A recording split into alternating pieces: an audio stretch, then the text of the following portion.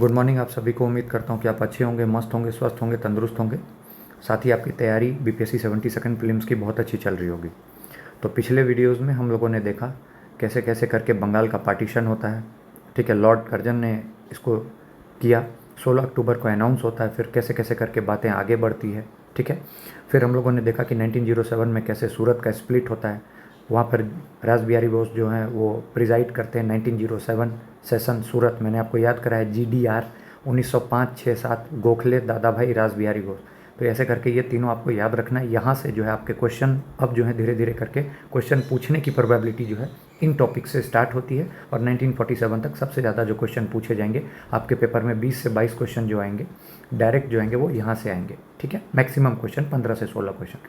तो हम लोग को एक एक चीज़ को अच्छे से अब करते जाना है अभी से, आज से। जैसे आपकी प्रॉब्लम्स थी कि कैसे नोट्स को क्या बनाना चाहिए, सब कुछ लिखना चाहिए, तो जिन जिन चीज़ों को मैं हाईलाइट करता हूँ या जहाँ पे मैं बोलूँगा स्टार मार्क करके या क्वेश्चन छपेगा आपको लिखना है, बस आप उसको लिखते जाइएगा, आपका काम आसान हो जाएगा। तो बैकग्राउंड आपके दिमाग में एक बार चल गया होगा कैसे कैसे बंगाल पार्टीशन हुआ, कैसे उसके बाद हम लोग आगे की तरफ बढ़े। हम लोग चाहते थे कि मॉडरेट वाली नीति से नहीं चले, कुछ ना कुछ चेंज किया जाए। तो हमारे जो लाल बाल पाल थे उन्होंने बहुत ज़्यादा इसका जिम्मा उठाया और उनको एक्सट्रीमिस्ट यानी कि गरम दल बोला गया।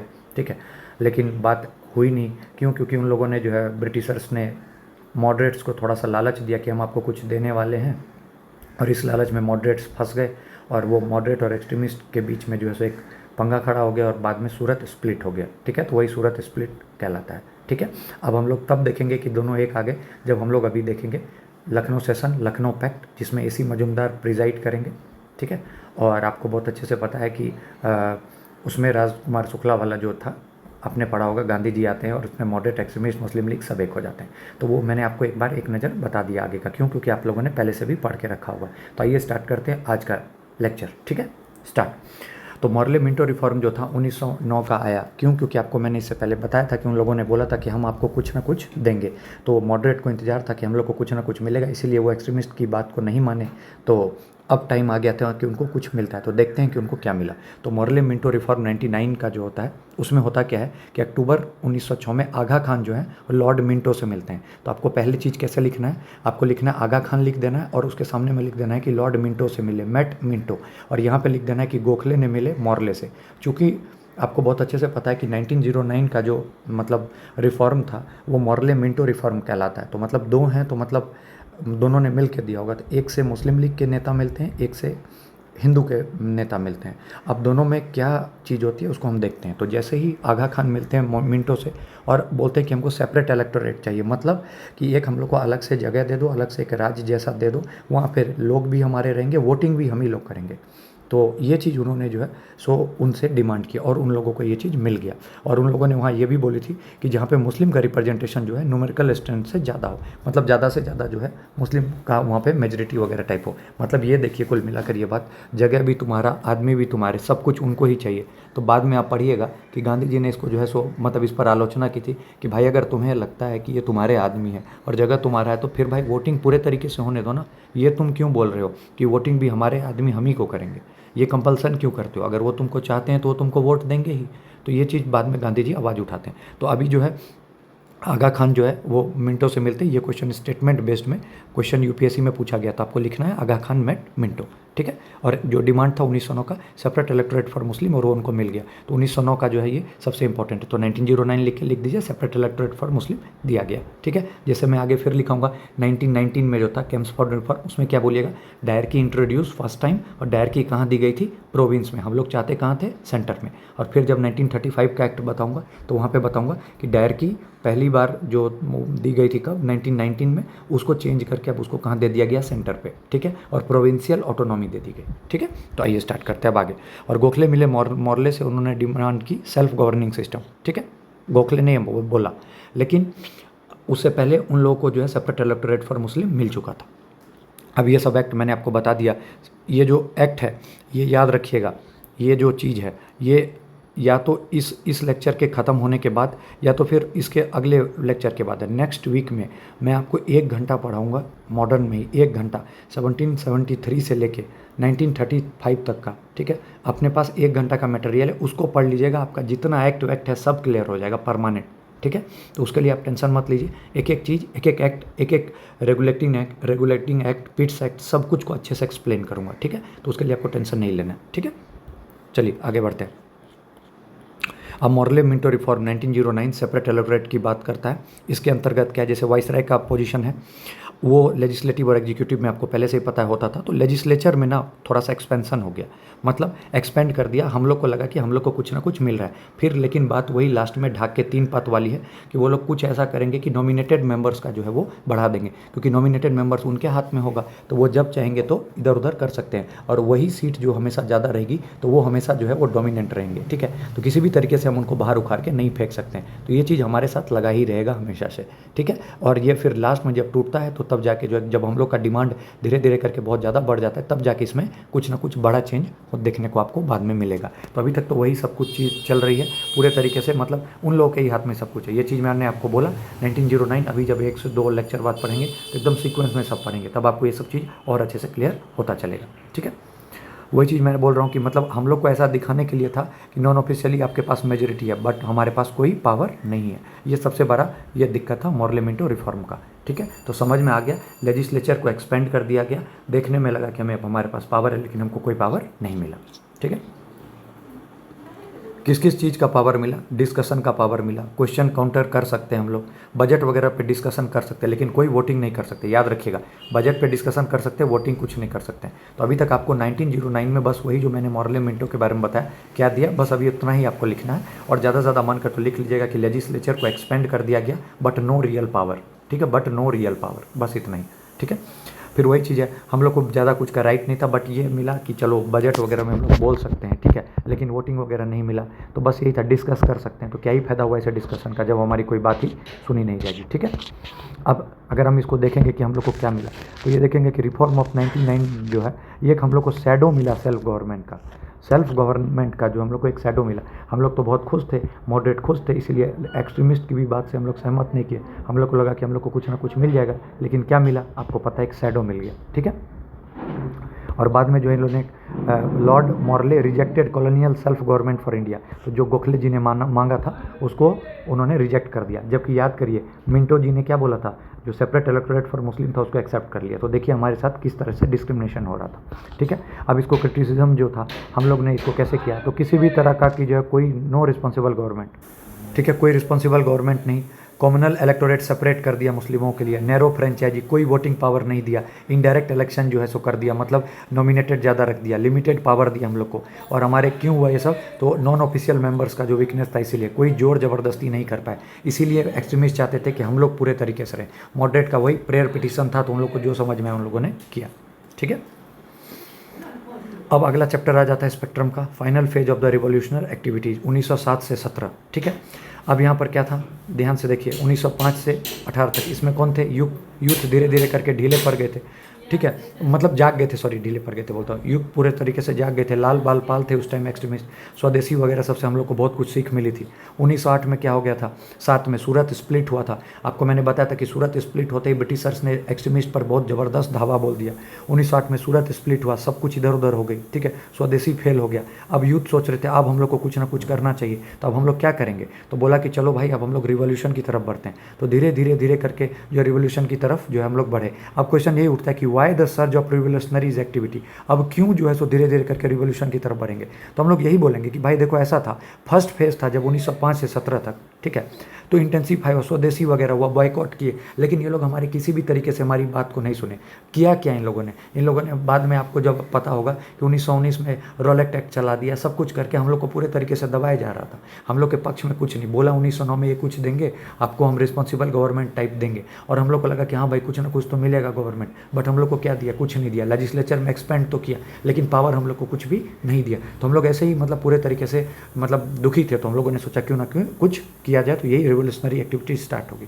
अब सेकंड फेज जब हम लोग देखेंगे, जब आपको पता है कि non cooperation movement Gandhi ji लेके आएंगे, तो उसके बाद और अलग ही लेवल का बवाल होगा। तो यही चीज़ है, ठीक। अब यूथ का कोई ऐसा कुछ डिमांड नहीं था, यूथ बस एक ही चीज़ चाहता था कि अब हमको भाई पूरा इंडिपेंडेंट करो, इंडिपेंडेंस चाहिए, ठीक है।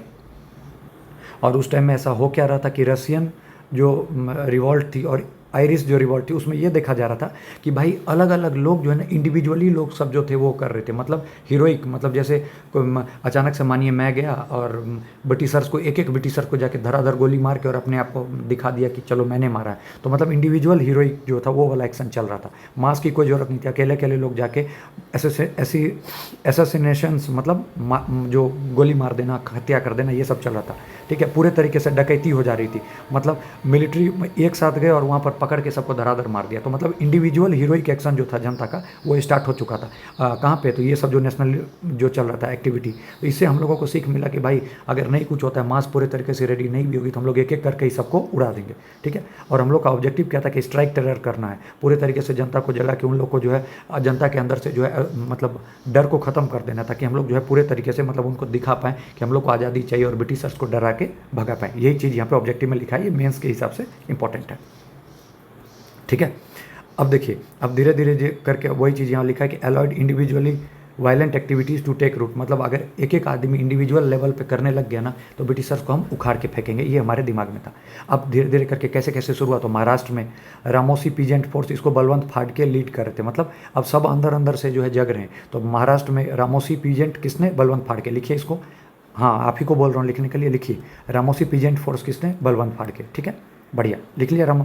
अब उसी दौरान क्या हो रहा था कि जो था बंगाल वगैरह में ना फेमाइन वगैरह आया हुआ था, तो मिस्टर रैंड जो थे प्लेग कमिश्नर थे, वो क्या करते थे, चेक करने जा रहे थे कि कहाँ फेमाइन है, और उस चक्कर में जो वोमेन वगैरह थी उन सबके साथ रेप कर देते थे। तो उसी दौरान चापेकर्स ब्रदर्स जो थे उन्होंने जो है सो इसकी हत्या कर दी, वो तिलक के जो शिष्य थे। ठीक है, तो उन्होंने जो है सो मार दिया मिस्टर रैंड को। ठीक है, और बाद में जो था इनको फांसी दे दी गई, और इन्हीं के बारे में जो तिलक ने अपने बुक में लिखा था, मतलब मैगजीन में, केसरी, याद रखिए, लिखिए तिलक केसरी, तिलक का केसरी। ठीक है, और यहाँ पे आपको लिखना है कि मिस्टर रैंड कौन थे, ब्लैक कमिश्नर थे, इसकी हत्या जो थी वो चापेकर ब्रदर्स ने की थी। बस इतना छोटा छोटा पॉइंट। ठीक है, यहाँ से लिखिएगा, पहले रामोसी बलवंत फाड़ के, ठीक है, कहाँ, महाराष्ट्र, फिर उसके बाद plague commissioner mister Rand, Chapekar brothers ने उसकी हत्या कर दी। ठीक है, फिर तिलक ने जो अपने पेपर में छापा तिलक इक्वल टू केसरी, और बाद में तिलक को ये सब छापने के चक्कर में 18 मंथ की जेल हो गई। ठीक है, फिर दूसरा लिखिए, अब रिवॉल्यूशन में पहला मैंने आपको बलवंत फाड़ के वाला बताया, दूसरा लिखिए गणेश एंड विनायक सावरकर। ठीक है, गणेश एंड विनायक सावरकर। ठीक है, 1899 में इन्होंने जो है सुमित्र मेला स्टार्ट किया, और बाद में 1904 में ये अभिनव भारत के साथ मर्ज हो गया। तो बहुत इंपॉर्टेंट, मित्र मेला कब, 1899 में गणेश एंड विनायक सावरकर के द्वारा, बाद में एक इसमें मर्ज हो गया 1904 में अभिनव भारत। ये दोनों इंपॉर्टेंट है और इनका नाम इंपॉर्टेंट है, याद रखिएगा, बहुत इंपॉर्टेंट। और ये जो मतलब ये इन्होंने किया, ये किस चीज़ के लिए किया, तो मेनली वही चीज़ अभी चल रहा है कि रिवॉल्यूशन जो है कैसे मन में इंडिविजुअल सब एक दूसरे को कैसे जो है जगाने के लिए कर रहे हैं। ठीक है, महाराष्ट्र में बलवंत फाड़ के, और इधर गणेश एंड विनायक सावरकर। छोटा छोटा पॉइंट लिखते जाना है, बस दिमाग में चमकते रहेगा। ठीक है, फिर नासिक, पुणे और बॉम्बे जो था ये बम बनाने का सेंटर बन गया था। उसी दौरान मैंने आपको बताया नासिक कॉन्स्पिरेसी 1909 में। इसमें हुआ क्या था कि जैक्सन जो थे मजिस्ट्रेट थे, इनको किसने मार दिया, अनंत कन्हड़े ने। तो नासिक कॉन्स्पिरेसी ऐसे करके छोटा सा लिखिए, नासिक कॉन्स्पिरेसी, इसमें लिखिए जो मजिस्ट्रेट कौन थे, Jackson, killed by Anant Kanhere. ठीक है, बस इंपॉर्टेंट है, और this is known as Nashik conspiracy.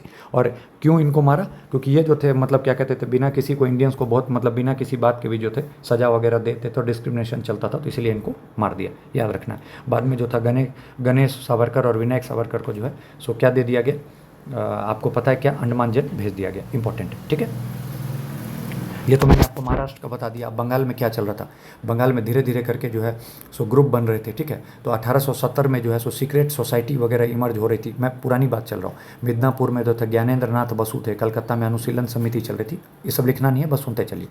अब धीरे धीरे करके यहाँ से लिखना है, 1902 में क्या हुआ, अनुशीलन समिति जो है बनती है। ठीक है, 1902 में अनुशीलन समिति। अब जिसको कि फाउंड किसने किया, तो जतिन नाथ बनर्जी लिखिए, बरिंद्र कुमार घोष और प्रमोद मित्तर। तीनों एक साथ ऑप्शन में नहीं आएगा, अगर आता है तो more than one of the above जाएगा, अगर पूछेगा तो सबसे ज़्यादा तो बरिंद्र कुमार घोष और प्रमोद मित्तर लिखिए। मित्तर ने जो है अनुशीलन समिति बनाई, और बरिंद्र कुमार घोष मेनली वो पूछते हैं, तो इनका नाम था वैसे बरी भाई बोलते थे, बरिंद्र कुमार घोष को बरी। ठीक है, याद रखिएगा, बरी।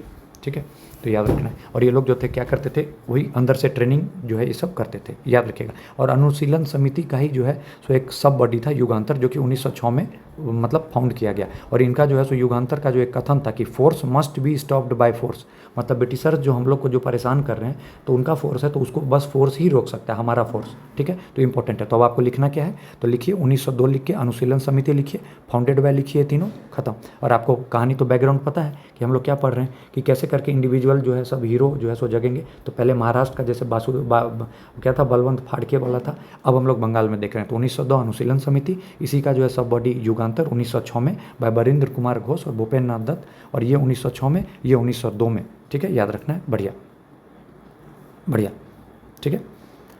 उसके बाद युगांतर जो था वो पुलिस सब जो मारपीट करते थे उन सबको जो है उसके बारे में रिस्पॉन्ड किया गया, ठीक है। वही चीज़ force must be stopped by force. और इसी का जो एक ब्रांच है युगांतर का, ठीक है, याद रखना है, वो कहाँ पे, ढाका में पुलिन कुमार दास के द्वारा किया गया, ठीक है, बढ़िया। और उसी टाइम में रास बिहारी बोस, सचिन सान्याल, ये भी सीक्रेट सोसाइटी जो है पंजाब वगैरह में बनाते थे। अब 1908 का मुजफ्फर कॉन्स्पिरेसी केस, खुदीराम बोस, प्रफुल्ल चाकी, आपको बहुत अच्छे से पता है, बहुत अच्छे से पता है, बार बार हम लोगों ने किया, ठीक है। वही मुजफ्फरपुर केस जो था 1908 वाला, ये जो है सो धीरे धीरे करके जब बात बढ़ती गई, जब इनको फांसी दी गई, तो वो अलीपुर कॉन्स्पिरेसी भी जो है सो क्रिएट कर दिया, याद रखना, लीड्स टू अलीपुर कॉन्स्पिरेसी। हुआ क्या कि अनुशीलन समिति के जो मेंबर थे, अरविंदो घोष, बरिंद्र घोष, इन सबको जो है सो मतलब अरेस्ट कर लिया गया।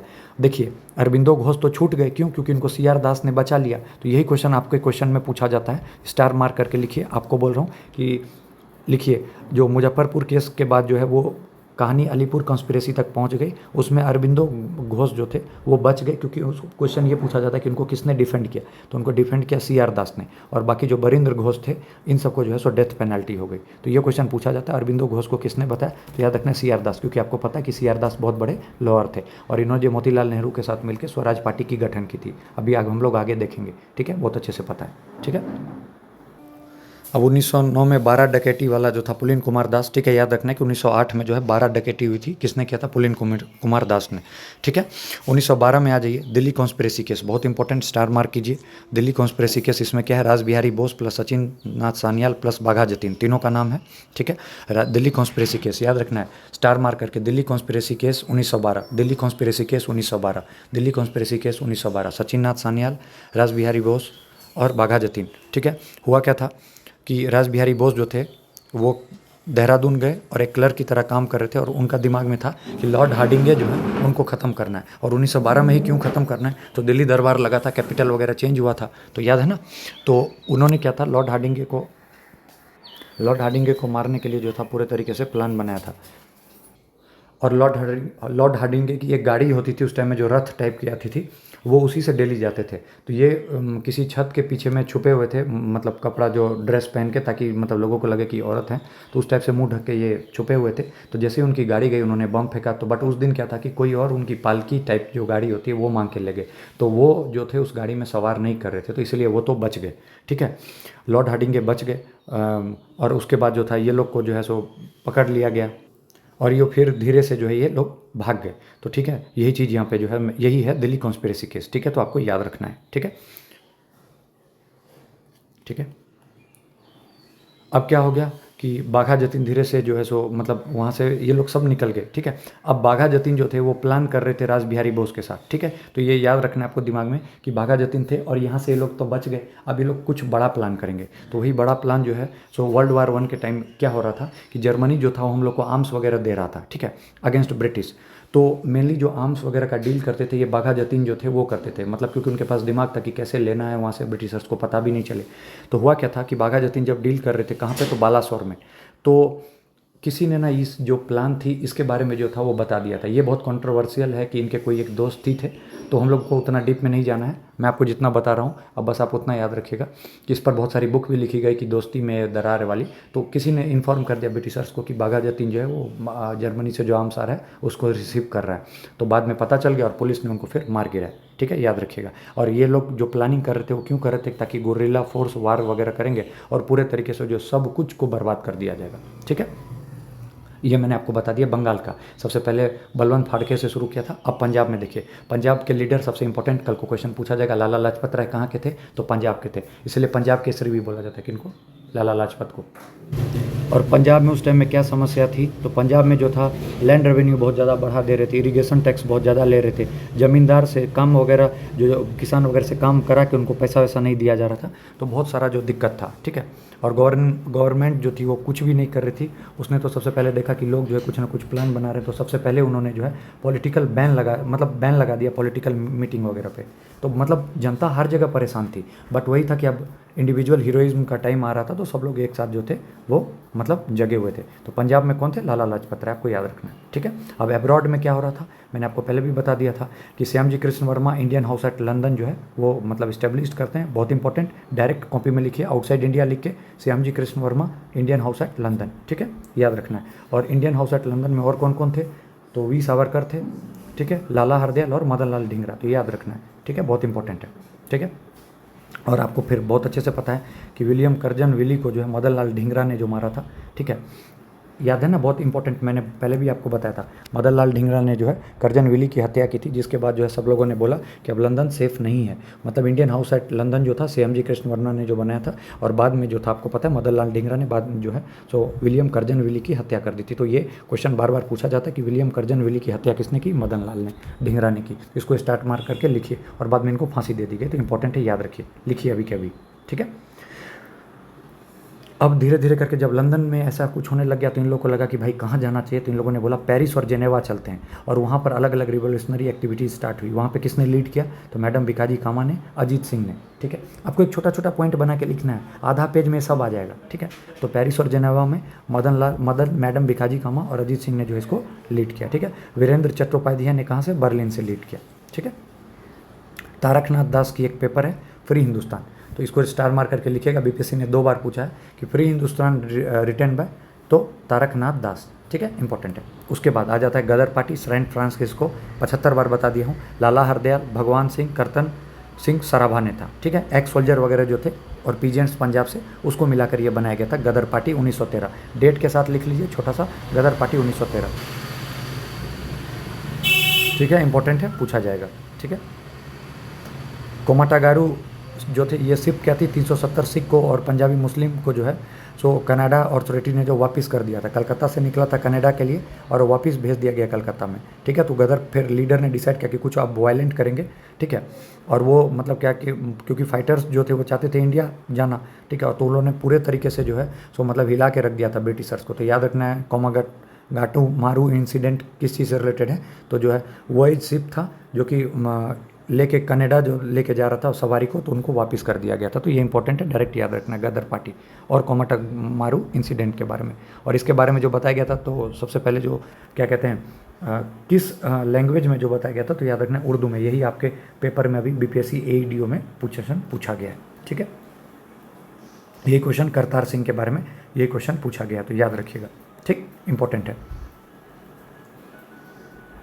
अब उसी दौरान एक आता है प्लान जिसको कि बोलते हैं जिमरमैन्स प्लान, कहाँ? बर्लिन में। इसमें था क्या कि चूंकि हम लोग को जो है फर्स्ट वर्ल्ड वार के टाइम में जर्मनी फुल सपोर्ट कर दे रहा था, अभी मैंने आपको बताया कि आर्म्स भी दे रहा था, ठीक है।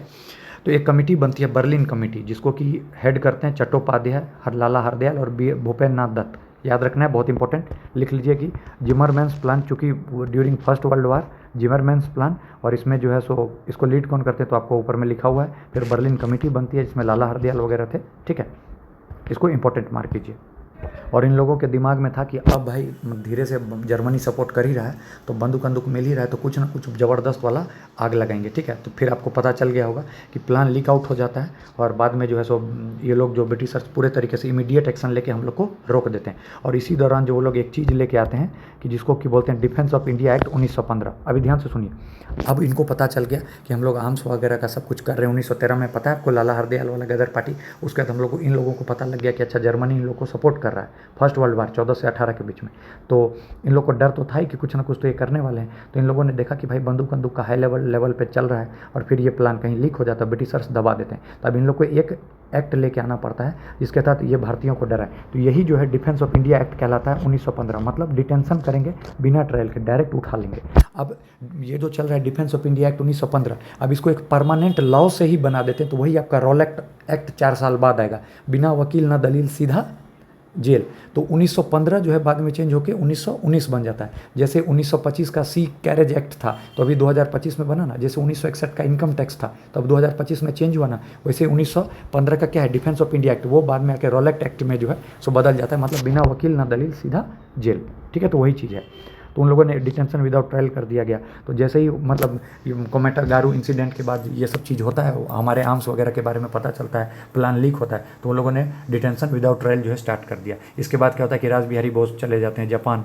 ठीक है, वही जापान अब बाद में अब ये डायरेक्ट वहाँ मिलेंगे, जापान के मेंबर हो जाते हैं। अब वो सीधा INA के टाइम में मिलेंगे हम लोगों को। ठीक है, सुभाष चंद्र बोस जो है सो थोड़ा इधर उधर लेके चले जाते हैं। वहीं पे हम लोग को मतलब जो याद है ना, मैंने आपको बताया कि जो प्लान कौन सा INA वगैरह बनेगा तो वो उनको वहीं पे मिलेगा। ठीक है, अब उसके बाद क्या हो जाता है, सब लोग इधर उधर, सब लोग नेता इधर उधर, हम लोगों ने सबको खो दिया। ठीक है, तो वही चीज़ अब एक एक चीज़ करके आपको ये सब यहाँ पे लिखा हुआ मिलेगा। वही चीज़ का अब एक्सप्लेनेशन यहाँ पे है, देख लीजिए। 1914 में मतलब अच्छा ये पहले है। ठीक है, ठीक है, ये पहले बता दिया गया है। ठीक है, हम लोग जब इसको पढ़ लेंगे तब उसके बाद जब आप इसको ये टाइमलाइन को देखिएगा तो आपको अच्छे से, बहुत अच्छे से समझ में आएगा। ठीक है, वही चीज़ है। अब हम लोग देखते हैं कि ये first world war and nationalist response क्या था। ठीक है, बैकग्राउंड, पहले ब्रिटिशर्स जो थी वो फ्रांस, रसिया, इन सब के साथ अलाइंड थी। ठीक है, याद रखना है। और किसके अगेंस्ट में चल रहा था कहानी, जर्मनी और टर्की एक साथ थी वर्सेज फ्रांस, रसिया, USA, इटली, ठीक है, और ब्रिटेन। ठीक है, ये सब एक तरफ थे और वर्सेज था जर्मनी और टर्की। ठीक है, मॉडरेट किसको क्या कर रहे थे, मॉडरेट ब्रिटेन को सपोर्ट कर रहे थे। आपको पता है एक्सट्रीमिस्ट जो थे वो क्या बोल रहे थे, एक्सट्रीमिस्ट का मानना था कि भाई देखो इंडिया में है तो ब्रिटिशर्स को ही सपोर्ट करते हैं ताकि उनको बाद में ये फील होगा कि एक्सट्रीमिस्ट ने हमको सपोर्ट किया, उनको बाद में एहसान लगेगा, लेकिन ऐसा कुछ था नहीं। ठीक है, अब रिवोल्यूशनरीज क्या थे, एंटी ब्रिटेन थे, वो सोच रहे थे। अब तिलक के बारे में आपको बहुत अच्छे से पता है कि उस टाइम में क्या हो रहा था, लाल बाल पाल और ये सब जो थे एक्सट्रीमिस्ट थे। अब इन लोग सोच रहे थे कि भाई मतलब हमको कैसे भी करके INC में आना है ताकि हम जो है सो अब घुस के, क्योंकि बाहर एक्सट्रीमिस्ट जैसे ही बाहर हो गए थे तो आपको पता है कि उनको काम करने के लिए पूरी ब्रिटिशर्स मानती ही नहीं थी कि ये you are a part of the Congress, तो इनको दबाएगी। तो तिलक वगैरह सोच रहे थे कि कैसे भी करके INC में घुस जाएंगे तो अब धीरे धीरे करके हम लोग इनको मतलब दौड़ाएंगे, बट ऐसा कुछ हो नहीं पा रहा था उस दौरान। ठीक है, अब उसी दौरान आ जाता है होम रूल लीग। ठीक है, वही 1916 का। अब फैक्टर्स लीडिंग टू मूवमेंट, अब वही मेंस का प्रोस्पेक्ट है कि nationalist believe that the popular pressure was necessary to attain concessions from government. ठीक है, मतलब यही था, मतलब यही अब बोला जा रहा है कि मतलब जो मॉडरेट थे वो मॉर्ले मिंटो के चक्कर में हम लोग के साथ ऐसा किया और बाद में मॉर्ले मिंटो ने भी उनको कुछ दिया नहीं, तो अब यही था कि हम लोग को अब मिलजुल के नेगोशिएट करना चाहिए सब कुछ को मिल के। ठीक है, तो वही चीज़ है। इसीलिए क्वेश्चन उठता है कि वाई होम रूल लीग, तो क्योंकि मास प्रेशर है, अगर मतलब होम रूल रहेगा तो हम लोग नेगोशिएट कर पाएंगे। ठीक है, फिर उसके बाद मॉडरेट का जो मॉर्लेमेंटो रिफॉर्म है वो भी अपॉइंटिंग था। ठीक है, तिलक ने भी स्टार्ट किया और एनी बेसेंट जो थी वो आयरिश होम रूल लीग देख के आई थी, तो उसको बहुत ज़्यादा आइडिया था कि ये हो सकता है, तो यही सब चीज़ था। और वार टाइम जो चल रहा था, लड़ाई चल रहा था, इसमें रेस्ट्रिक्शन, टैक्स बहुत ज़्यादा, इन्फ्लेशन, मतलब बहुत ज़्यादा, मतलब पूरे तरीके से हम लूटे जा रहे थे। तो हम लोग को ये था कि अब हम लोग एक टीम बनाएंगे और मिलजुल के लड़ेंगे तो कुछ ना कुछ कर लेंगे। और फर्स्ट वर्ल्ड वार का जो था वो जो था एक्सपोज हो गया कि हम लोग को लगता था कि ब्रिटिश बहुत सुपीरियर है, बट उसमें हम लोगों ने देखा कि कैसे ब्रिटिशर्स के छक्के छुड़ा दिए गए फर्स्ट वर्ल्ड वार में। तो हम लोग के अंदर में एक कॉन्फिडेंस जाग रहा था कि अब हम लोग कुछ ना कुछ कर सकते हैं, मतलब अच्छा तगड़ा कुछ स्टेप उठा सकते हैं। और जो मैंने आपको बताया था कि 18 महीने के लिए तिलक को जेल हो गई थी जब उन्होंने केसरी में इनके बारे में लिखा था, तो वो जो था, अब तिलक भी जब आ गए थे तो हम लोग को अब पूरे तरीके से लग गया था कि अब हम लोग रिफॉर्म वगैरह करेंगे। ठीक है, अच्छे से। ठीक है, वही चीज़ चल रहा है। एनी बेसेंट कायरिस जो उससे वो इन्फ्लुएंस थी तो वो यहाँ पे आ गई थी। अब उसके बाद जो है लीग वगैरह सब जो है तो एक एक करके बनते हैं। तिलक और बेसेंट जो है वो मॉडरेट और एक्सट्रीमिस्ट दोनों का जो है सपोर्ट चाहती थी कि दोनों मिल के आएंगे तो हम लोग जो है सो मतलब अच्छे से नेगोशिएट वगैरह या कोई भी बातें कर पाएंगे। ठीक है, तो मद्रास सेशन होता है, प्रेसिडेंट भूपेंद्र नाथ बोस बनते हैं। उसमें क्या होता है कि मॉडरेट और एक्सट्रीमिस्ट के बारे में जो था वो लोग चाहते थे कि एक हो जाए, उसमें नहीं हो पाता है। अब हम लोग देखेंगे कि कैसे मॉडरेट और एक्सट्रीमिस्ट को हम लोग पास लेके आ रहे हैं। 14 में कुछ नहीं हो पाता है, 15 का जो है सो बॉम्बे सेशन होता है, इसको कि प्रिजाइड करते हैं SP सिन्हा। तो कल को अगर मतलब उसमें से आ सकता है कि किसने किया था, तो मुझे पता नहीं क्यों लगता है कि 1915 का जो है सो ये सेशन इंपॉर्टेंट है, बॉम्बे सेशन, आप लिख लीजिए 1915 सेशन बॉम्बे और SP सिन्हा के द्वारा। ठीक है, इसी में जो है एनी बेसेंट का जो है सो लॉन्च करती है। आपको उसका जो 2 न्यूज़पेपर था, न्यू इंडिया और कॉमनवेल्थ। ठीक है, new India, Commonwealth, Annie Besant लिख लीजिए, इंपॉर्टेंट है। गांधी जी का यंग इंडिया। ठीक है, 1915 का बॉम्बे सेशन होता है, एसपी सिन्हा, कांग्रेस डिसाइड करती है कि एक्सट्रीमिस्ट को जो है सो कुछ ना कुछ एक मतलब लोकल लेवल कमेटी या फिर एजुकेटिव प्रोपेगेंडा वगैरह दिया जाए, ठीक है।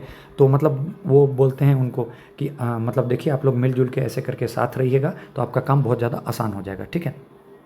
लेकिन 15 में कुछ ऐसा कुछ ज़्यादा बड़ा हो नहीं पाता है। 16 में क्या होता है, तिलक और बेसेंट जो है सेपरेट लीग वगैरह बनाते हैं कि चलो कन्फ्लिक्ट ना हो, मतलब मैं मद्रास चला जाता हूँ तुम पुणे चले जाओ, ऐसा करके कुछ होता है, ठीक है। तो तिलक का जो इंडियन होम रूल लीग है वो अप्रैल 1916 में पूना से स्टार्ट होता है, ठीक है, याद रखना है। डिमांड क्या था, वही स्वराज, वर्नाकुलर एजुकेशन, ये सब चीज़ हो जाता है लैंग्वेज के बेसिक।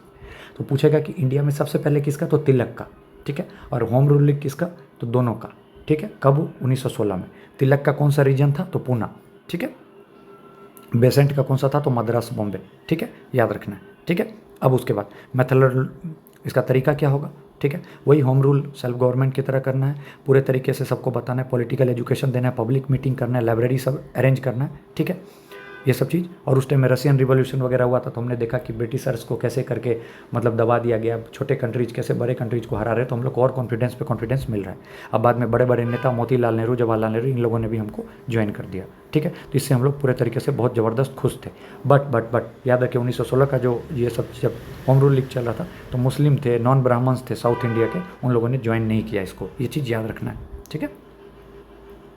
अब 1916 का लखनऊ पैक्ट होता है, इसमें मॉडरेट एक्सट्रीमिस्ट एक हो जाते हैं, टुगेदर हो जाते हैं, मुस्लिम लीग, कांग्रेस एक साथ हो जाते हैं, तो मतलब ज़बरदस्त हो गया, फाइनली जो है डिसाइड किया गया। तो ये इंपॉर्टेंट है, ये पूरा ही आप इसको छाप लीजिए, ये बहुत इंपॉर्टेंट है, स्टार मार्क करके। AC मजुमदार ने प्रिजाइड किया था, इसी में राजकुमार शुक्ला आते हैं, आपको तिनकठिया सिस्टम वाला बहुत अच्छे से समझ में आ गया होगा, ठीक है। अभी हम लोग देख रहे हैं अब गवर्नमेंट का, आपको पता है कि जब ये लोग सब एक हो जाएंगे तो गवर्नमेंट उसको दबाने की कोशिश करेगी। गवर्नमेंट डर गई कि अरे भाई अब ये लोग एक हो जाएंगे तो हम लोग का क्या होगा, ठीक है। तिलक को बैन कर दिया गया कि पंजाब में एंट्री से, एनी बेसेंट को अरेस्ट कर लिया गया, नेशन वाइड प्रोटेस्ट चल रहा था।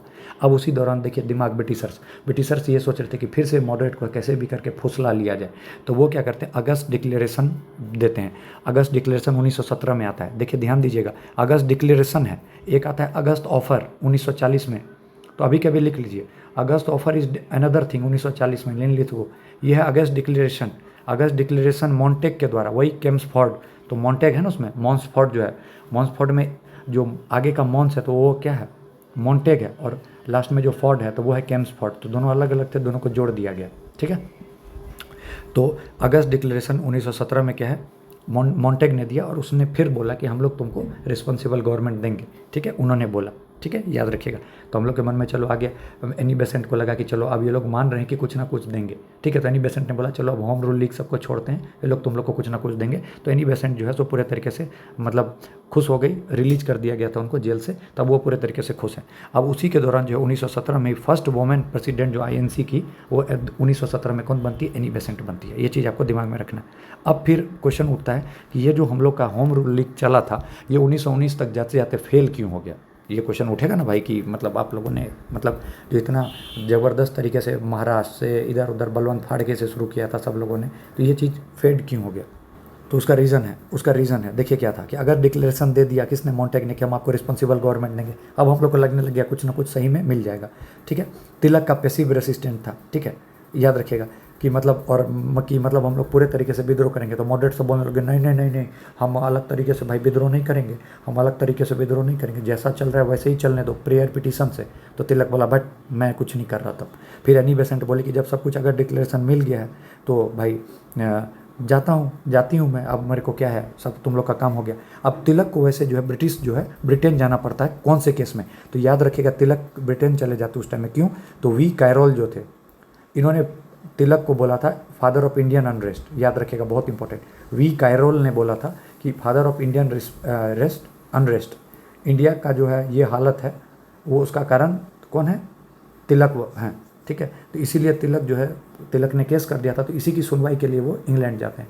तो याद रखना है, वी कैरोल ने बोला था फादर ऑफ इंडियन अनरेस्ट, लिख लीजिए इसको, बहुत स्टार 5 स्टार मार्क करके। फादर ऑफ इंडियन अनरेस्ट कौन है, तिलक, किसने बोला, वी कैरोल ने, ठीक है, इंपॉर्टेंट है। अब वैसे भी उस टाइम में क्या था, कम्युनल राइट चल रहे थे, इफेक्टिव ऑर्गेनाइजेशन हमारे पास नहीं थी, और मतलब मॉन्टेग का जो स्टेटमेंट आ गया था तो उससे हम लोग जो है निश्चिंत हो गए थे कि कुछ ना कुछ हम लोग को मिलेगा।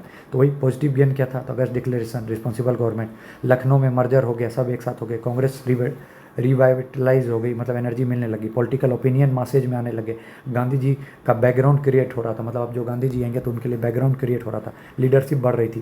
कैरोल ने अपने किताब में तिलक को बोला था फादर ऑफ इंडियन अनरेस्ट, इसीलिए एक कहानी हुई थी। ठीक है, समझ में आया। फिर लखनऊ सेशन होता है 1916 में, वही चीज़ है।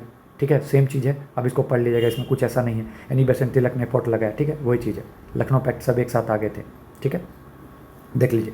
अब उसी दौरान आपको पता है कि टर्की में जो वार हो रहा था, इटली बाल्कन इन सब का जो था, उसी दौरान इनके जो मुस्लिम लीग के कैलिफेट थे, इस्लामिक हेड, इनको जो है सो नहीं मतलब वैल्यू दी जा रही थी, तो जिसके कारण जो था मुस्लिम लीग बहुत तरीके से मतलब गुस्सा थी। बट उन लोगों ने देखा कि जो है सो हिंदू जो है या फिर कांग्रेस जो थी उसको सपोर्ट कर रही थी, तो इसलिए उन्होंने भी जो है इनका साथ देने का शुरू कर दिया। ठीक है, सब लोग एक होने लग गए। ठीक है, सेम अलग चीज़ है। जिन्ना जी यहाँ पे आ जाते हैं। ठीक है, अब सिग्निफिकेंस क्या है तो आपको पता है कि एक्सपेंडेड वर्जन ऑफ मोरलेमेंटो रिफॉर्म हो जाता है। लखनऊ पैक्ट की बात कर रहा हूँ। माइलस्टोन मुस्लिम लीग में, क्योंकि ये भी इनके साथ आ जाती है, अब इनको भी लगता है कि नहीं सब कुछ ठीक है। तो अभी आप देखिएगा कि हिंदू मुस्लिम का बहुत अच्छा यूनिटी रहेगा 1922 तक, फिर उसके बाद धीरे धीरे करके हमेशा के लिए जो है ये लीड टू पार्टीशन हो जाएगा। ठीक है, तो वही चीज़। अब देखिए, ये था कि हम लोग आपको रेस्पॉन्सिबल गवर्नमेंट देंगे, तो इन लोगों ने हमें दिया क्या। तो मोंटेक का जो स्टेटमेंट आता है 20 जुलाई 1917 को, ठीक है, उसमें बोलते हैं क्या, increasing association of Indians in every branch of the administration and the gradual development of self-governing institution with a view to the progressive realization of responsible government in India as integral part of the British Empire। मतलब बोल दिया, इसका कहने का मतलब है कि हम लोग आपको कुछ ना कुछ देने वाले हैं। तो हम लोगों ने पूछा भाई कब दोगे, कैसे दोगे, कहाँ दोगे, कितना दोगे, तो उन लोगों ने बोला कि देंगे, बस कोई टाइम फ्रेम नहीं बता। तो जिसके कारण हम लोग बहुत ज़्यादा जो थे मतलब परेशान हो गए कि भाई मतलब हम लोग को अब दिख रहा है कि मतलब फिर से हम लोग अब ठगे जा रहे हैं। 1909 में भी ठगे गए थे, 1917 में भी जो मोंटेक का स्टेटमेंट है इसमें भी ठगे गए। अब आपको पता चलेगा कि 1919 में जो आएगा उसमें भी हम लोग ठगे गए। यही स्टेटमेंट बाद में आ जाएगा, लेकिन हम लोग को तभी से ही पता चल गया कि भाई तुम तो धोखेबाज हो, वादा करके ब्रिटिशर्स भूल जाते हो। ठीक है, अब वही था, यही चीज़ है। मोंटेक स्टेटमेंट आया, अब पूरे तरीके से मतलब डायरकी वगैरह की जो बात थी रखी गई थी वही 1919 का ही है, मतलब स्टेटमेंट पहले आ गया, एक्ट बन के 1919 में आएगा। ठीक है, पॉलिसी शिफ्ट हो गया, इंडियन का पार्टिसिपेशन बढ़ाया, लेकिन अभी तक हम लोग को कुछ ऐसा दिया नहीं है। ठीक है, अब गवर्नमेंट का पॉलिसी अपना जो था वो लोग अभी मतलब दिखाएंगे कि हम तुम्हारे भले के लिए कर रहे हैं, लेकिन अभी आप आगे देखिएगा वही कैरेट एंड स्टिक पॉलिसी आ जाएगा। ठीक है, रिस्पॉन्सिबल गवर्नमेंट की बात की, लेकिन कब देगा कुछ नहीं। ठीक है, पावर वगैरह कुछ नहीं दिया, लेकिन डायरेक्ट इंट्रोड्यूस कर दिया, असेंबली का साइज बढ़ा दिया। ठीक है, हमारा ऑब्जेक्शन क्या था कि भाई टाइम तो बताओ, और तुम अकेले डिसाइड करोगे, हम लोग से भी तो कुछ पूछो। ठीक है, अब वही चीज़ होम रूल का गेन क्या था, तगस डिक्लेरेशन, लखनऊ पैक्ट, कांग्रेस का रिवल्ट है, political opinion, foundation for Gandhi वगैरह जो है वो बेस वगैरह बन गया था। ये चीज़ हम लोगों ने कई बार देख लिया। अब नेशनल मास नेशनलिज्म का जो है एरा, अब इसमें मेंस का मैक्सिमम चीज़ है। अब गांधी जी का हम लोग बेस बना रहे हैं। ठीक है, कुछ ऐसा नहीं था, एकदम सब कुछ मेंस का है, तो मैं बस वही बता रहा हूँ, इमरजेंस ऑफ गांधी। अब गांधी जी आएंगे तो वाई नेशनलिज्म रिसर्जेंस ना, क्योंकि हम लोग के पूरे तरीके से हम लोग से पैसा वगैरह ले लिया जाए, सोल्जर को कुछ मिल नहीं रहा है, एक्स्ट्रा ड्रेन जो है वो सब पूरे तरीके से किया जा रहा है। ठीक है, अब पोस्ट वार, ये जो वार चल रहा है फर्स्ट वर्ल्ड वार जो है, इसके बाद की कहानी क्या हुई, वही चीज़ है, हम लोग का सब कुछ छीन लिया गया, हाई टैक्स, वही मतलब वर्कर्स वगैरह हैं उनके साथ गलत हो रहा है, इंडस्ट्री में फॉरेन का सब कुछ आ रहा है, हम लोग का इंडस्ट्री बंद हो रहा है, यही सब चीज़ था। ठीक है, और इसमें जो वही इंपॉर्टेंट चीज़ है कि ब्रिटिशर जो है वो टर्की के जो कैलिफट थे, खलीफा थे, उसको सपोर्ट नहीं कर रहे थे, तो इससे दिक्कत हो रही है। अब वही चीज़ जो एक बेस बन जाएगा, गांधी जी मौका देखेंगे कि मुस्लिम लीग को भी साथ ले आओ और फिर मिल के जो है सो काम करना है। ठीक है, यही चीज़ है। ठीक है, गरीब सबको जो है, किसान सबसे पैसा टैक्स वगैरह गया, वही चीज़ अभी आएगा। ठीक है, प्रॉमिस किया था ब्रिटिशर्स ने कि हम लोग आपको जो है सो मतलब इसके बाद जो वर्ल्ड वार में हमारा साथ दीजिए, बाद में हम लोग आपको कुछ ना कुछ देंगे, तो वो हम लोगों ने साथ दिया, हम लोग को कुछ नहीं मिला बदले में। ठीक है, रशियन रिवॉल्यूशन हुआ, उसका इम्पैक्ट क्या हो गया कि हम लोग का मास जग गया, हम लोग का मास जग गया, बस ये आपको दिमाग में रखना है। ठीक है, तो वही चीज़। अब देखिए, गवर्नमेंट ऑफ इंडिया एक्ट 1919। ठीक है, 16 में तिलक और बेसेंट ने क्या किया, होम रूल। ठीक है, बढ़िया। 1917 में अगस्त डिक्लेरेशन, रिस्पॉन्सिबल गवर्नमेंट, बट मिला कुछ नहीं। ठीक है, याद रखना है। ठीक है आपको। ठीक है, 1919 में जो रिफॉर्म आएगा वही केम्सफोर्ड रिफॉर्म आएगा। ठीक है, ये रिफॉर्म प्रेजेंट कब किया था, तो 1919 में, इसीलिए गवर्नमेंट ऑफ इंडिया एक्ट 1919 बोला जाता है, बाय केम्सफोर्ड में नाम में देखिए, केम्सफोर्ड में क्या है, ये क्या है, केम्स और ये फोर्ड, तो फोर्ड में आ जाएगा मॉन्सफोर्ड। ठीक है, ये याद रखना है। ठीक, आधा नाम इसका आधा नाम उसका। ठीक है, ठीक है, वही चीज़ है। डिक्लेरेशन जब दिया गया, कांग्रेस सेशन जो स्पेशल बॉम्बे में बुलाया गया और बोला गया कि ये जो रिफॉर्म दिया गया अनसेटिस्फैक्ट्री है और इसको हम लोग रिजेक्ट करते हैं। ठीक है, ये याद रखना है 1919 का। अब मॉन्टेग केम्सफोर्ड रिफॉर्म, ठीक है। और देखिए वही नाम है मॉन्टेग, तो यहाँ से मॉन लिया, यहाँ से फोर्ड लिया, तो दोनों को जोड़ दिया तो मॉन्ट फॉर्म रिफॉर्म। अब ये इंपॉर्टेंट है, देख लीजिए। वही अब इसको कंक्लूड कर रहा हूँ, क्या दिया, वही कैरेट एंड स्टिक पॉलिसी, मतलब कैरेट दिया कि हम लोग तुमको रिफॉर्म दे रहे हैं, और स्टिक जो दिया, डंडा पहले गाजर दिया, और स्टिक में रोलेक्ट एक्ट दे दिया 1919 में, और रिप्रेसिव मेजर दे दिया। हम लोग को लगा कि यहाँ से हम लोग को कुछ ना कुछ मिल रहा है, लेकिन हम लोग को तुरंत वो लोगों ने रोलेक्ट एक्ट दे के मतलब जो है सो मतलब सब कुछ बर्बाद कर दिया। रोलेक्ट एक्ट मतलब ना वकील ना दलील, सीधा जेल। आपको मैंने बताया तो 1915 में वो था टेम्पररी जो डिफेंस एक्ट था, उसको बदल के अब 1919 का वो कर दिया, ठीक है। ठीक है, सेम चीज़ है, वही चीज़ है। अब इसमें क्या क्या किया आपको नहीं पता है, आपको नहीं याद रखना है। मैं अभी आऊँगा जब लेके अगले किसी सेशन में, 1 से 2 सेशन में पूरा एक साथ क्लियर कर दूंगा अच्छे से, ठीक है। बट यही याद रखिए कि डायर की पहली बार 1919 में इंट्रोड्यूस की गई, बस इतना याद रखना है, ठीक। और कहाँ दिया गया डायर की, प्रोविंस में, वही चीज़ है, ठीक है। नो रिस्पॉन्सिबल गवर्नमेंट, बस बोलने के लिए था, लेकिन कोई रिस्पॉन्सिबल गवर्नमेंट नहीं दिया गया, ठीक है। सारा पावर किसके पास ही रह गया था, गवर्नर जनरल के पास, ठीक है। और वोटिंग राइट वगैरह पहले आपको याद है कि वोटिंग राइट नहीं था, तो अब क्या गया, वोटिंग राइट दिया गया। लेकिन अगर आपके पास प्रॉपर्टी है, आप बहुत अच्छे प्रॉपर्टी के मालिक है, तभी आप दे सकते वोटिंग।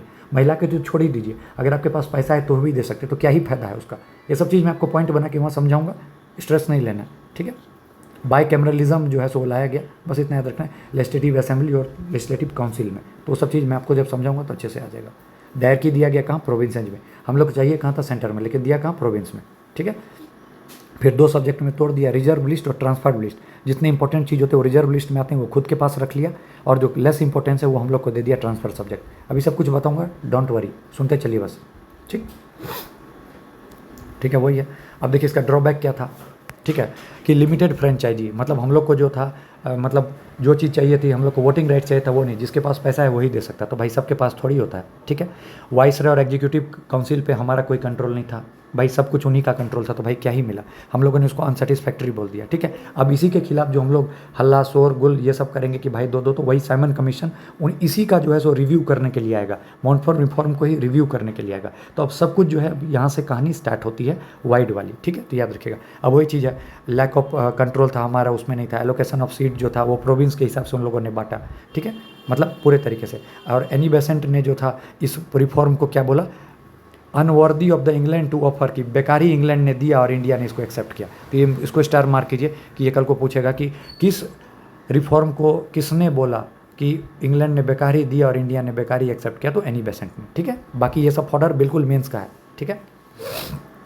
कांग्रेस का रिएक्शन, कांग्रेस अपना बॉम्बे में हसन इमाम के में जो है सो मिलती है, प्रिजाइड करते हैं जो इसमें 1918 में बॉम्बे में, और इसको डिसअपॉइंटिंग बोलती है, अनसेटिस्फैक्ट्री बोलती है, ठीक है, और बोलती है कि बेकारी है, ठीक है। और तिलक ने इसको बोला unworthy and disappointing sunless down. तो 2 आपको मिल गया, एक एनी बेसेंट का पता चल गया कि उन्होंने क्या बोला कि बेकारी इंग्लैंड ने दी और इंडिया ने एक्सेप्ट किया। दूसरा तिलक ने बोला unworthy and disappointing sunless down, कि बेकार मतलब अनवर्दी है, डिसअपॉइंटिंग है, ठीक है। अब गांधी जी का, अब गांधी जी के बारे में आपको बहुत अच्छे से पता है, 1869 में पैदा हुए। इस बार क्वेश्चन आया था कि गांधी जी जब इंडिया आए थे तो उसकी उम्र कितनी थी, तो भाई उस हिसाब से जोड़ लीजिएगा 1869 से 1915, ठीक है। 1869 में काठियावाड़ परिवार में कस्तूरबा से शादी की, इंग्लैंड गए, दादा अब्दुल्ला ने बुलाया था तो गए थे, ठीक है। साउथ अफ्रीका जब डरबन पहुंचे तो वहाँ देखा रेशियल डिस्क्रिमिनेशन चल रहा है, गोरे और काले में, तो उनको प्रिटोरिया से जो है सो ट्रेन से जो है बाहर फेंक दिया गया, ठीक है। फिर वही सब वो वहाँ पर देखते कि बहुत बुरा कंडीशन है, गोरे काले में बहुत ज़्यादा भेद हो रहा है, मतलब इस चीज़ के लिए वो प्रिटोरिया जाते हैं और वहाँ पर जो है सो लोग वगैरह को बुलाते हैं और एक एड्रेस करते हैं लोगों को। उन्होंने उन सबको समझाया कि कैसे ब्रिटिशर्स हमारे साथ गलत कर रहे हैं, वाइट रेसिज्म जो है इस पर जो है उन लोगों ने उन्होंने बात की, ठीक है। और जो भी मतलब साउथ अफ्रीका वगैरह से जो गए हैं इंडियंस लेबर, सबको उन्होंने बैठा के एक एक चीज़ समझाया। अब उन्होंने बताया कि जो इंडियंस जो साउथ अफ्रीका में 3 टाइप के हैं, ठीक है, 3 टाइप के हैं। पहले हैं इंडेंचर्ड इंडियन लेबर, जो इंडिया से जो है सो आए, ठीक है। दूसरे एक्स इंडेंचर्ड इंडियन लेबर, जो आए और बस गए। तीसरे हैं जो मर्चेंट्स हैं, जो पूरे तरीके से बिजनेस चला रहे हैं, जिसे ब्रिटिशर्स पूरे तरीके से जलस हैं। तो 3 टाइप के जो हैं इंडियंस जो हैं वो आपको साउथ अफ्रीका में देखने को मिल रहे हैं, ठीक है, ये याद रखना है, ठीक है। और हुआ क्या था कि मतलब 1860s के टाइम में साउथ अफ्रीका में जो गन्ना की खेती हो रही थी ना, तो साउथ अफ्रीका के जो मतलब लोग वगैरह थे, मतलब वहाँ के जो गवर्नमेंट या फिर जो वहाँ के बड़े बड़े वो होते थे, वो इंडिया से लोग को ले जा रहे थे, क्योंकि वो लोग समझते थे कि इंडिया के लोग मेहनती है, तो 5 साल के पर्पज़ से वहाँ पे बुलाया था। जो वहाँ पे फिर रह गए तो वो एक्स वाले बन गए, और जो मतलब वापस चले आए तो वो इंडेंचर्ड कहलाए। ठीक है, तो याद रखना। अब उन्होंने जब आपको पता है कि गांधी जी साउथ अफ्रीका में 22 साल रहे, तो कल को ये क्वेश्चन भी आपको पूछा जा सकता है कि साउथ अफ्रीका में कितना रहे, 22 साल रहे। अब उन्होंने बोला कि अब मैं ऐसे करके तो रहूँगा नहीं, अब मैं फ़ाइट करूँगा। तो पूरे तरीके से जो है सो ज़बरदस्त तरीके से जो है सो सब कुछ में करने लगे। ठीक है। अब वहाँ पे क्या देखा उन लोगों ने कि साउथ अफ्रीका में रह रहे हैं, कोई ना वोटिंग का राइट है ना कुछ नहीं है, हम लोग को रोड के बगल में जो है सो रहना पड़ रहा है। 9 बजे के बाद बोला जाता है काले लोग तुम लोग रात को 9 बजे के बाद चलोगे नहीं, तुम चलोगे तो अच्छे अच्छे लोग जो है उनको बहुत बुरा लगेगा। हम लोग को इस हिसाब से बर्बाद किया जा रहा था, बताया जा रहा था, डिमोटिवेट किया जा रहा था, एक्सप्लॉइट किया जा रहा था। ठीक है। गांधी का मॉडरेट फेज साउथ अफ्रीका में 1894 से लेकर 1906 तक था। वो पिटीशन वगैरह में वो भी वहाँ पे थे, वहाँ के जो ऑफिशियल्स थे उनको समझाते थे, लेकिन वहाँ पे कोई नहीं सुनता था। तो इसलिए उन्होंने इंडियंस को यूनाइट करने के लिए सबसे पहला लिखिए 1894 में इंडियन नेशनल कांग्रेस बनाया, लिखिए स्टार मार करके इंडियन नेशनल कांग्रेस बनाया। फिर वहाँ पे एक मैगजीन छापी इंडियन ओपिनियन, कि साउथ अफ्रीका में रह रहे जो इंडियंस है वो क्या सोचते हैं, कैसे सोचते हैं, तो ये उन्होंने बताया। ठीक है। फिर 1894 में एक एक्ट बनता है डिसफ्रेंचाइजमेंट एक्ट नेटल प्रोविंस में। ठीक है। ये गांधी जी के द्वारा मतलब गांधी जी के द्वारा नहीं, ये मतलब बनता है कि जिसमें किसी को वोट देने का अधिकार नहीं है, तो इसी के अगेंस्ट में गांधी जी नेटल इंडियन कांग्रेस बनाते हैं। ठीक है, याद रखिएगा। डिसफ्रेंचाइजमेंट एक्ट के तहत होता है कि बाकी किसी को वोट देने का अधिकार नहीं। ठीक है। फिर वो बीच में एक बार 1896 में इंडिया आते हैं, ताकि ग्रीन पैम्पलेट का उनको सपोर्ट वगैरह चाहिए होता है। ठीक है। तो वो गोखले वगैरह से मिलते हैं, तो गोखले उसको समझाते हैं कि गांधी जी मतलब तुम वहाँ हो तो वहाँ पे तुम जाके लोगों की मदद करो, साउथ अफ्रीका में भी हो तो वहाँ पर भी लोग की मदद करो। तो 1902 में अफ्रीका में बोअर वार होता है डच और ब्रिटिशर्स के बीच में, तो गांधी जी जो है ना उस टाइम में ब्रिटिशर्स की बहुत मदद करते हैं, एम्बुलेंस और मेडिकल वगैरह में। तो इसलिए जो है सो ब्रिटिशर्स गांधी जी से बहुत खुश रहते हैं वहाँ पे कि गांधी जी ने मदद की थी वहाँ पे। तो वही बोअर वार पूछेगा कहाँ हुआ था, तो अफ्रीका में हुआ था। इसी में डच वर्सेज ब्रिटिशर्स, तो जो गांधी जो है वो ब्रिटिशर्स की मदद की थी उन्होंने। ठीक है। एम्बुलेंस कॉर्प्स, तो एम्बुलेंस कॉर्प्स वही था कि जो है गांधी जी ने उनकी मदद की थी। कहाँ पे? बोअर वार में। ठीक है। किसके बीच में? Dutch versus Britishers. ठीक है, याद रखना। फिर जुलू रिवॉल्यूशन भी हुआ था, तो उसमें भी गांधी जी ने मदद किया था। किसका? ब्रिटिशर्स का। ठीक है, याद रखना। 1901 में क्या होता है, गांधी जी पहली बार कांग्रेस के प्लेटफॉर्म पे आपको दिखते हैं। वो इंडिया आए होंगे तो वो चुपचाप खड़े थे, तो पूछा आपको जाएगा कि कांग्रेस की किस प्लेटफॉर्म पे जो है गांधी जी पहली बार दिखे थे, तो 1901 में। 1924 का बेलगाम वाला तो आपको पता है, उसमें उन्होंने प्रिजाइड किया था, ओनली वन। 1903 में इंडियन ओपिनियन, 1904 में फिनोइक्स फार्म। ठीक है। 1906 तक वो मॉडरेट की तरह काम कर रहे थे। अब क्या करेंगे, अब ये वहाँ पर देखेंगे कि जो इंडियंस को जिस चीज़ में रोक लगाया जा रहा है उन सब के खिलाफ जाएंगे। होता क्या था, रजिस्ट्रेशन सिस्टम था कि मतलब किसी भी चीज़ में आपको रजिस्टर वगैरह करने नहीं दिया जा रहा था, अलग अलग टाइप से। अगर आप अपने मतलब पसंद से शादी कर रहे हैं तो वो उस टाइप से होना चाहिए, क्या बोलते हैं वो क्रिश्चियन की उसमें होना चाहिए, नहीं तो आपका मैरिज इनवैलिड है।